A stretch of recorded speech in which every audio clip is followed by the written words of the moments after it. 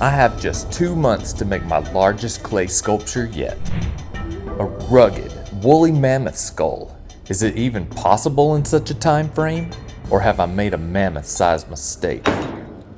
Let's find out. So a few months ago, I was playing around with the 3D printer and I thought, mammoth skull seems pretty cool. But as I was printing the miniature, I had this crazy thought about sculpting one on a much larger scale to display in my yard. And it was pretty easy to convince my wife that this was another strange thing we needed for our home. So like a true artist, I started digging in the dumpster for materials. I started with these scaled drawings as a guide for creating a very rough but mostly proportional armature. Looking a bit Picasso at the moment, I'll use more of my dumpster finds to fill as many big gaps as possible since clay will be densely packed onto this thing. The scale's already impressive, but we're just getting started. It's off to the studio. Working in a communal college studio, I'm bound to semester deadlines myself, and since I've already spent a good chunk on one strange thing already this semester, I only have 2 months to complete this.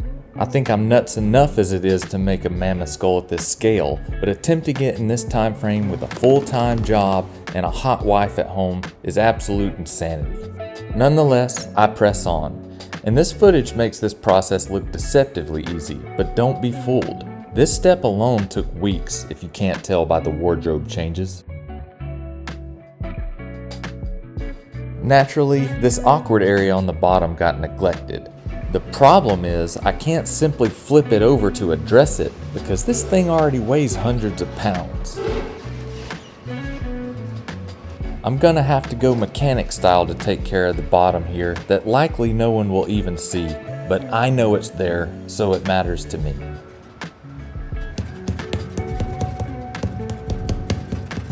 It's interesting to see now that this thing was barely holding on and could have easily fallen on top of me. But these are the risks I take for even the least noticeable areas of my sculptures. And in the end, all I accomplished here was a little bit of cleavage. But, however subtle, I could still see it from across the room, so it was a necessary detail in my eyes.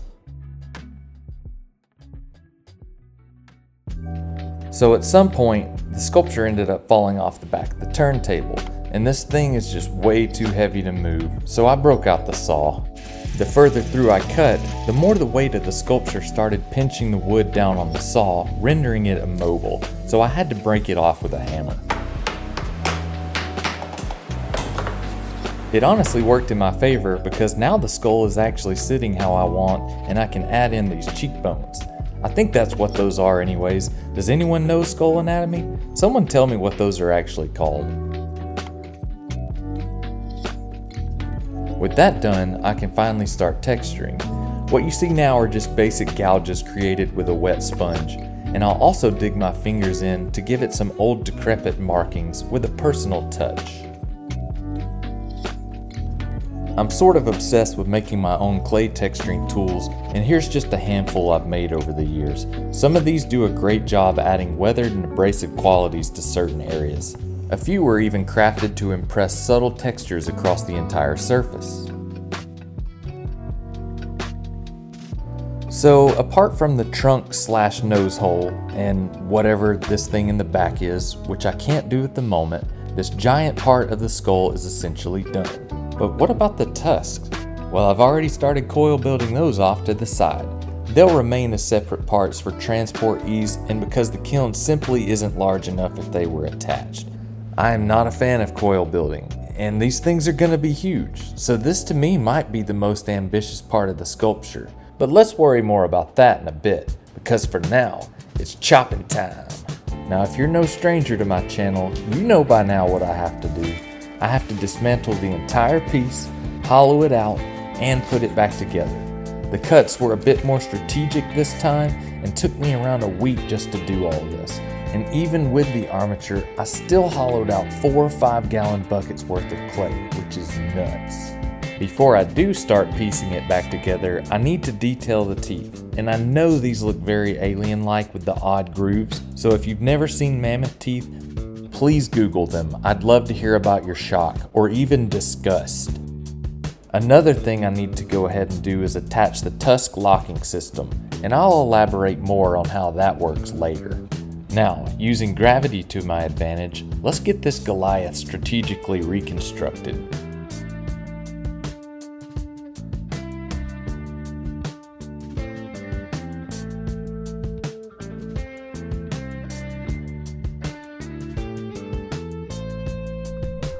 On this day, a pretty wicked storm started rolling in, and things got pretty intense.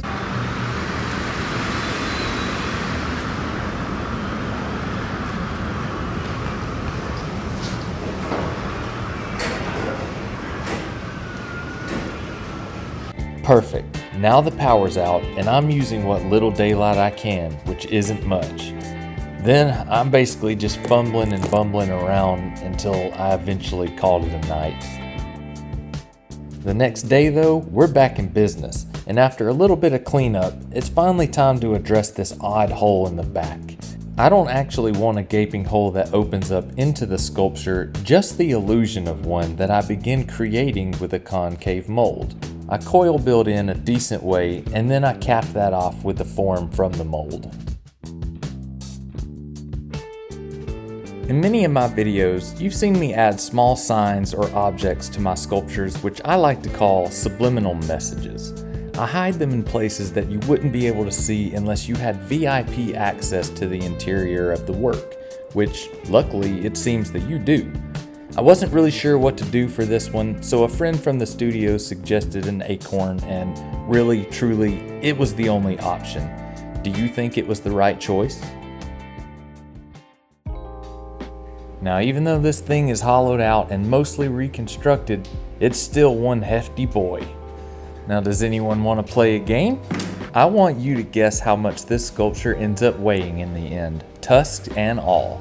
Now, I'm not going to reveal the answer in the video, but the closest guess in the comments gets a virtual high five. I think that's worth something.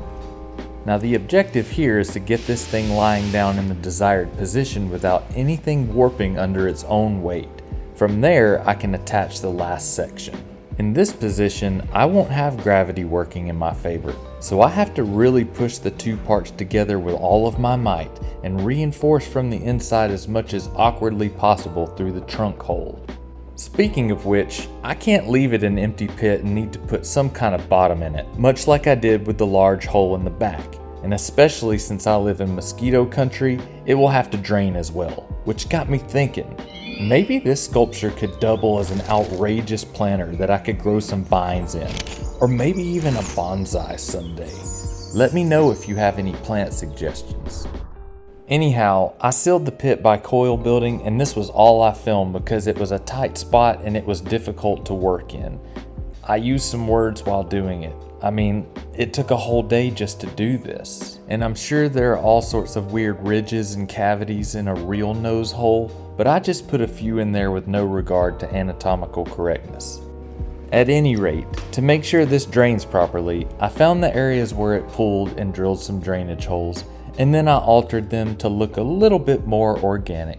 Now this section of the skull is finally complete. We are now on to the tusks. Now unfortunately, the ones I started on earlier dried out and I could only salvage a small section. But with a moist rim and firm pressure, you can see the indentions of the locking cross that I put in there earlier. Then I just have to cut a bit out of those dents so that the cross will nestle in, which should prevent the tusk from twisting either direction. With those in place, my plan was to begin coil building off of those, but I realized it was easier to build in smaller sections that I could attach and shape as I went. I've kind of been making up my own curvature as I go, and they probably aren't curving vertically as much as a real mammoths would, but my painting professor once told me, as the artist, you can do anything. You're God. I do keep that in mind, but I am drawn to the natural asymmetry of real tusks, so I'm aiming to do that here with mine. Finally, I'll just slap a little texture on these bad boys to make them look nice and rugged. One thing that has bothered me though was just how flat these exit holes are. So the last thing I did was rough them up a bit to make them look a little bit more natural. And with that, the wet work is done. This needs to slow dry under wraps for a bit while I figure out just how I'm gonna get this thing in the kiln.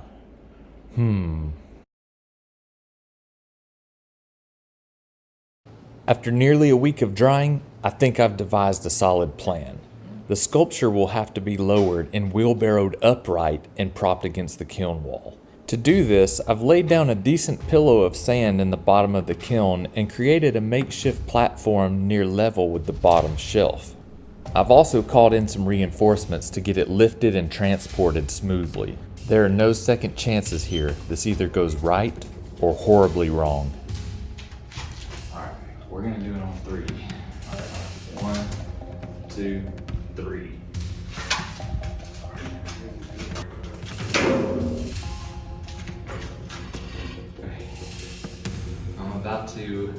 I think I'm about to do the wood barrel.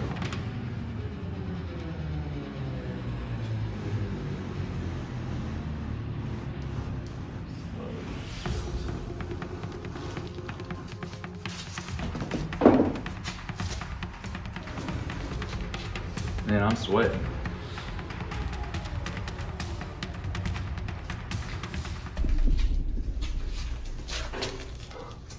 Oh, I think we did it.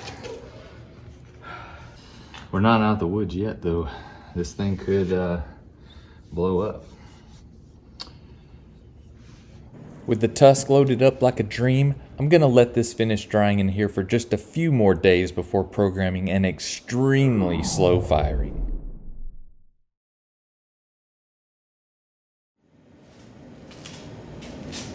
Well, it's time to see if the 3-day firing paid off.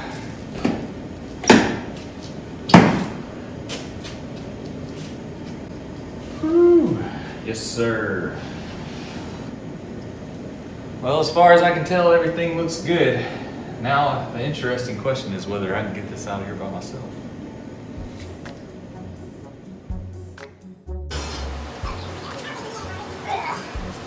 But of course, nothing can ever go too smoothly.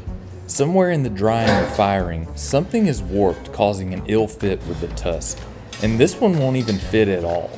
I spent a solid few hours wet sanding, but my fine grit diamond pad just couldn't do the trick. Thinking the locking nubs were the problem, I broke them off, and of course, that didn't help either. I guess it's time to try something a bit more heavy duty. I generally try to avoid tasks that stir up dust because I'm paranoid of lung disease. And after a while of grinding, the sandpaper belt broke. But that's not the only thing. I broke a good chunk off the actual skull as well as the locking nubs on the other tusk. However, I would honestly say it was a silver lining because I'm convinced it's the only way the other tusk would fit at all. That's good, because I am over it. It's now time for some color. I'm going to keep it simple with red iron oxide. Essentially, I'm just creating a stain from the powder and applying it to the entire thing in various densities. This is an easy way to get some tasty variations of red, orange, yellow, brown, and sometimes even dark bluish. Looking like a crime scene, the tusk will get the exact same treatment. Finally, to fuse the color, I'll do a slightly quicker firing this time and hopefully get it out of the kiln just in time for deadline day. And this isn't even dramatization for the video, I literally unloaded it on the last day of the semester. All that's left is to take care of the final repairs at home.